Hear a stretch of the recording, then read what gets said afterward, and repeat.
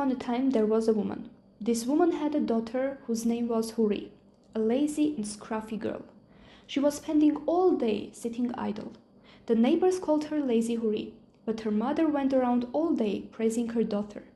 The one who spins the yarn, the one who tangles the thread, the one who untangles the yarn, the one who kneads, the one who cooks. In short, a fairy with fingers of gold. This praise reached a young merchant who said, "This is exactly what I want." He immediately came, married Huri, and took her to his house. After some time, he bought 10 to 20 loads of cotton, gave it to his wife and said, "I'm going to a distant place for trade, and you should tease and spin this cotton. Then I will take it to the store and we will get rich." Lazy Huri was walking around with a chewing gum. One day, while crossing the river bank, she heard the frogs croaking. "Pepel kekel, pepel kekel. Oh my gosh, pepel kekel." Lazy Huri called and asked, "If I bring you the cotton, will you tease it?" "Bring it, bring it, bring it." Lazy Huri was thrilled. She went, carried the cotton, and threw into the water. "Well, tease and spin it. I will come back in a few days to pick up the yarn to sell." She returned in a few days, and the frogs were croaking again. "Hey, Pepel Kekel, bring the yarn." But the frogs kept croaking and not bringing the yarn. Huri once again looked around and noticed the green moss grown around the riverbanks and the stones. "Whoa," she said, "look at that. They have spun and woven it, and even made themselves a carpet." She put her hand on her forehead and shouted, "Well, if you have made a carpet, then bring me the money for our cotton."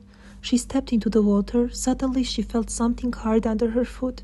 She picked it up and saw it was a piece of gold. Huri thanked Pepel and Kekel, put the gold piece in her apron, and went home. Her husband came back from the market. When he arrived, he saw a big piece of gold on their table. "Hey wife, what's this gold?" he asked them. She said, "Didn't you know? I sold our cotton to Pepel and Kekel, and this is the money for it." Her husband got so happy. "May you be just as happy." He invited his mother-in-law, gave her gifts, praised her, and thanked her for raising such a wise, kind, and hard-working daughter. They threw a party and sat down to celebrate. But the mother-in-law was a sly woman. She found out what had really happened and got scared that her son-in-law might give Huri more work and the secret would come out. During the party, a beetle suddenly flew into the room, buzzing around. The mother-in-law stood up and started talking to it. "Welcome, dear aunt. How are you? Where have you been all this time? Oh, who told you to do so much work that you ended up like this?" The son-in-law was shocked. "Mother, have you lost your mind? What are you saying?" "What, aunt? It's just a beetle."